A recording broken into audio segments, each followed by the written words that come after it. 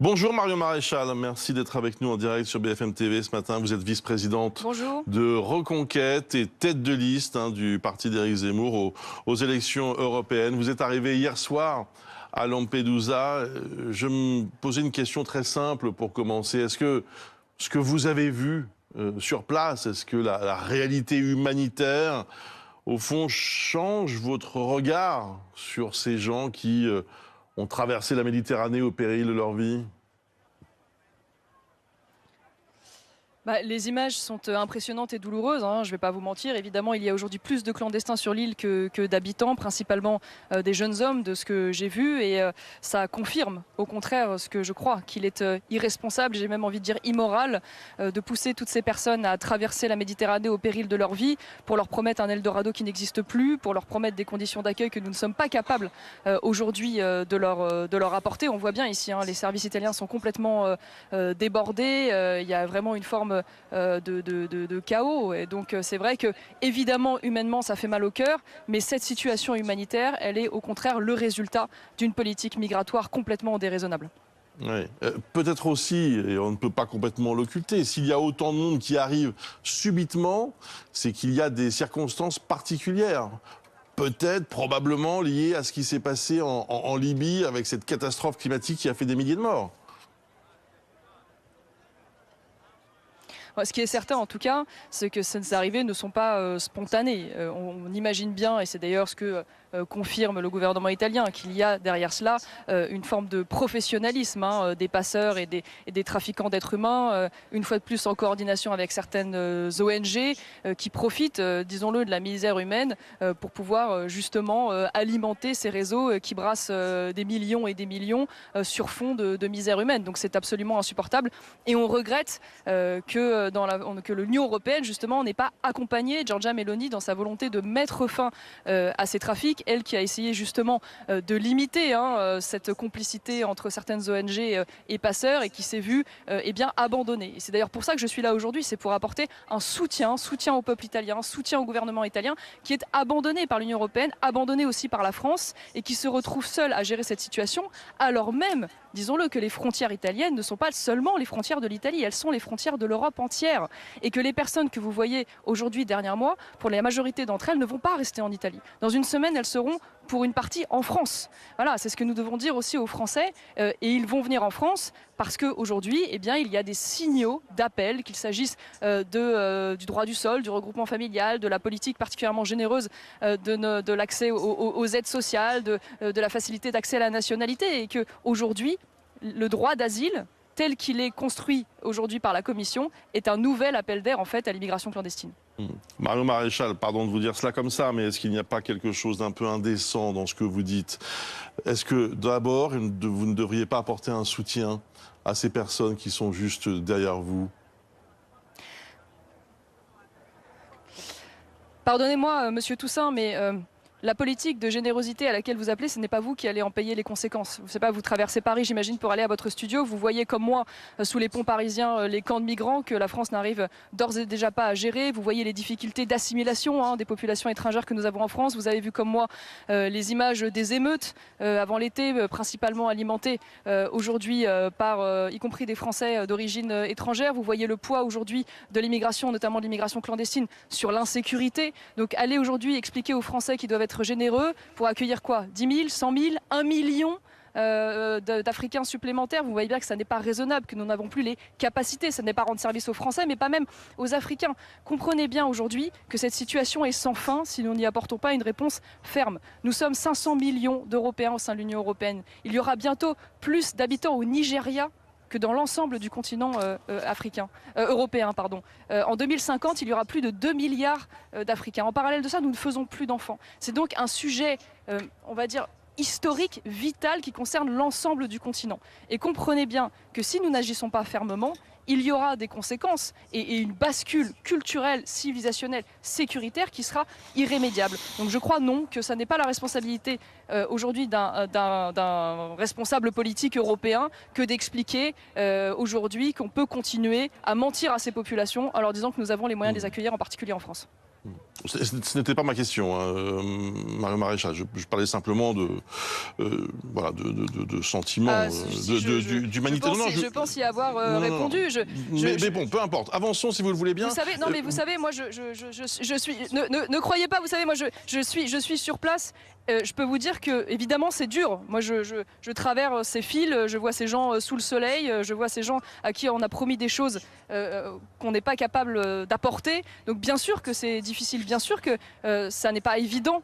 Aujourd'hui d'avoir un discours de fermeté, mais comprenez bien que moi en tant que responsable politique, je suis d'abord là pour défendre les intérêts du peuple qui est le mien, et cette politique de générosité que vous appelez de vos voeux, et je comprends bien qu'elle est confortable, elle a quand même des conséquences aujourd'hui extrêmement graves dans notre pays. Tous les Français en conviennent. Si tous les Français aujourd'hui, en tout cas une très grande majorité d'entre eux, estiment, sondage d'opinion après sondage d'opinion, qu'il faut stopper l'immigration, c'est qu'il y a bien des raisons, et je ne remets pas en cause la générosité des Français. Je pense que simplement aujourd'hui, il faut être raisonnable et entendre ce qu'ils ont à nous dire aujourd'hui de ce qu'ils subissent de l'immigration massive. Non, petite précision, je ne suis pas votre adversaire politique, hein, Mario Maréchal. Je vous pose des questions, hein, tout simplement, et je n'exprime rien de cela.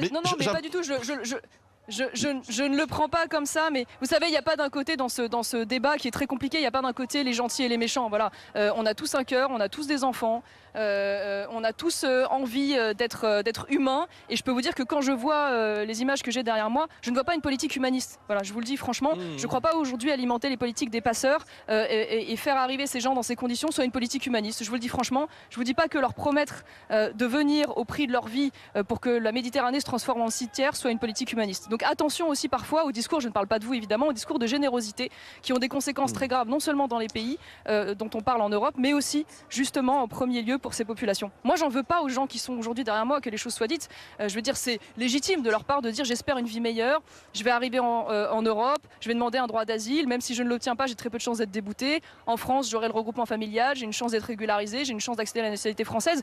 C'est logique d'une certaine manière que ces populations tentent les traverser. Moi j'en veux aux responsables politiques qui justement font ces promesses et ne mesurent pas derrière les conséquences qu'ont ces politiques pseudo-généreuses.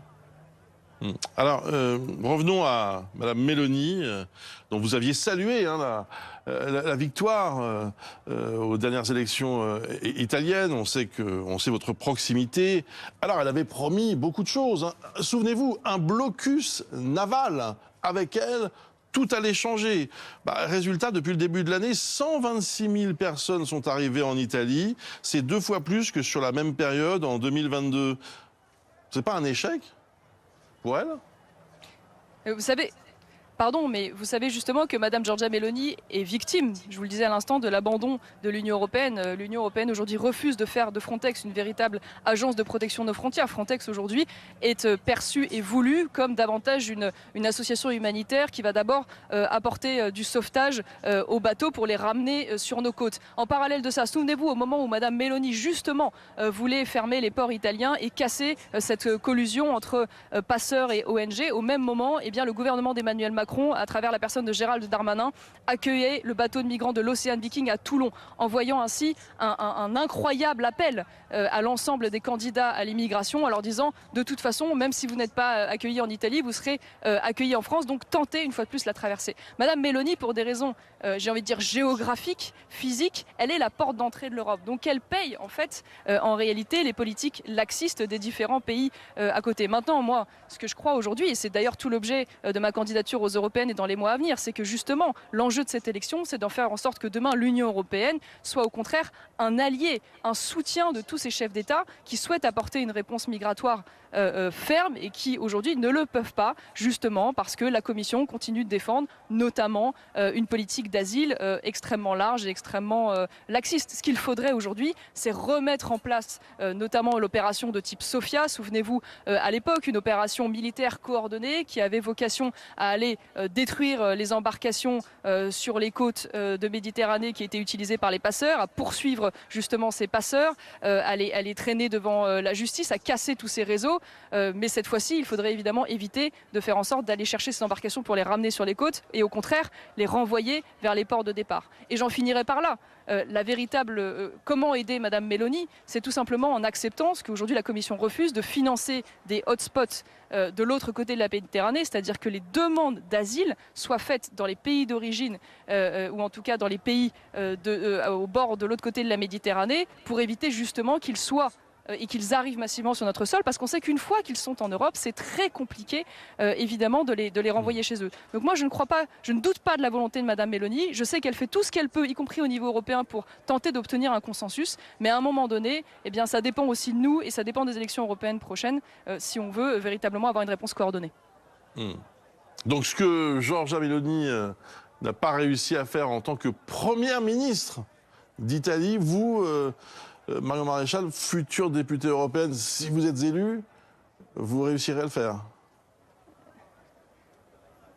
Mais pardon, ne nous trompons pas sur une chose. Sachez quand même qu'aujourd'hui, l'Italie est principalement un pays de transit. C'est-à-dire que les personnes qui arrivent en Italie ne restent pas en Italie. Parce qu'en Italie, vous n'avez pas toutes les largesses sociales que vous avez en France. Vous n'avez pas le droit du sol. Vous n'avez pas un accès à la nationalité qui est aussi simple que celui que vous avez en France. Donc en fait, elle n'a pas mis en place une politique qui, elle, alimente les appels d'air dans son pays. Elle ne fait que subir en réalité le fait d'être la porte d'entrée de l'Europe et qu'en étant la porte d'entrée, eh bien, toutes les personnes veulent ensuite aller en Allemagne, en France, au Royaume-Uni. D'ailleurs, permettez-moi à cette occasion de dénoncer l'incroyable hypocrisie du gouvernement allemand. Incroyable hypocrisie du gouvernement allemand qui aujourd'hui explique qu'il va fermer ses portes aux personnes immigrées qui arrivent d'Italie, alors que l'Allemagne ces dernières années a, sans aucune concertation avec les autres pays membres, accueilli massivement des populations immigrées, notamment des demandeurs d'asile ou aspirants en tout cas demandeurs d'asile. Souvenez-vous en 2015 le million de personnes qui sont rentrées par l'Allemagne dans l'espace Schengen. Donc je veux dire, s'il y a bien un pays aujourd'hui qui est responsable de cette situation, qui a alimenté l'appel d'air, qui fait qu'aujourd'hui l'Italie se retrouve en difficulté, c'est quand même l'Allemagne. Et donc c'est vrai que c'est assez insupportable que ce soit d'ailleurs le gouvernement français ou le gouvernement allemand de voir aujourd'hui de s'en laver les mains, de ne pas répondre finalement de la responsabilité qui est la leur et de renvoyer la balle à Madame Meloni comme si ça ne les concernait pas. Une fois de plus, ne nous trompons pas, les personnes qui sont derrière moi ne resteront pas en Italie pour la majorité. Dans une semaine, ils seront pour partie à Nice et dans notre pays. Donc c'est bien un défi collectif. Toute dernière question, et je vous demande une réponse rapide s'il vous plaît, parce qu'on est au terme de cette interview. Et il y a quelques instants, Jordan Bardella a demandé à Emmanuel Macron de prendre un engagement de n'accueillir aucun migrant issu de ce qu'il appelle l'opération concertée de Lampedusa. Est-ce que vous demandez à la France la même chose ?